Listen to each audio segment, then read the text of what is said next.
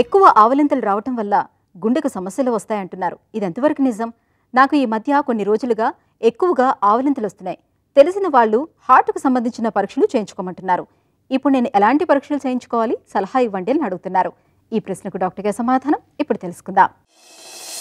ఎక్కువగా ఆవలింతలు వస్తున్నాయి అంటే సాధారణంగా మనకి సరిగ్గా నిద్ర సరిపోలేనంతగా మనకి అర్థమవుతుంది.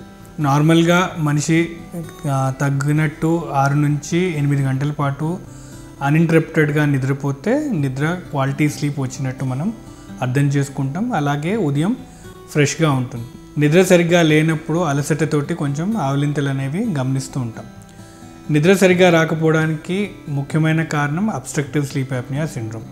అబ్స్ట్రక్టివ్ స్లీప్ యాప్నియా సిండ్రోమ్ ఉన్న వాళ్ళల్లో తెలియకుండానే నిద్ర క్వాలిటీ సరిగ్గా ఉండదు. సో నిద్రపోయినా కూడా వాళ్ళు తరచూ లెగుస్తూ పడుకుంటూ ఉండడం వల్ల క్వాలిటీ ఆఫ్ స్లీప్ అనేది సరిగ్గా ఉండదు.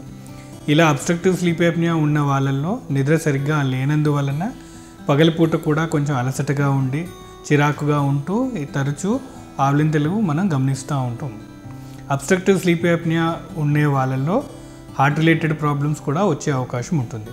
ముఖ్యంగా వీళ్ళల్లో బ్లడ్ ప్రెషర్ ఎక్కువగా ఉంటుంది, లేదా బ్లడ్ ప్రెషర్ ఉండి అది కంట్రోల్లో లేకుండా ఉండే అవకాశం ఉంటుంది. అలాగే ఈ అన్కంట్రోల్డ్ హైపర్ టెన్షన్ ఉండడం వల్ల, అలాగే వేరే ప్రాబ్లమ్స్ వల్ల, అంటే ఆక్సిజన్ లాంటివి సరిగ్గా లేనందువల్ల గుండె మీద కూడా ఒత్తిడి పడి హార్ట్ ఫెయిల్యూర్ కానీ హార్ట్ అటాక్ లాగా వచ్చే అవకాశం ఉంటుంది. ఒకవేళ తరచూ ఈ ఆవలింత లాంటి సమస్యలు వస్తే మీకు ఏమైనా అబ్స్ట్రక్టివ్ స్లీప్ యాప్నియా సిండ్రోమ్ లాంటి సమస్య ఏమైనా ఉందా అనేది మీరు చెక్ చేసుకోవడం మంచిది. దానికోసం మీ డాక్టర్ని సంప్రదించండి.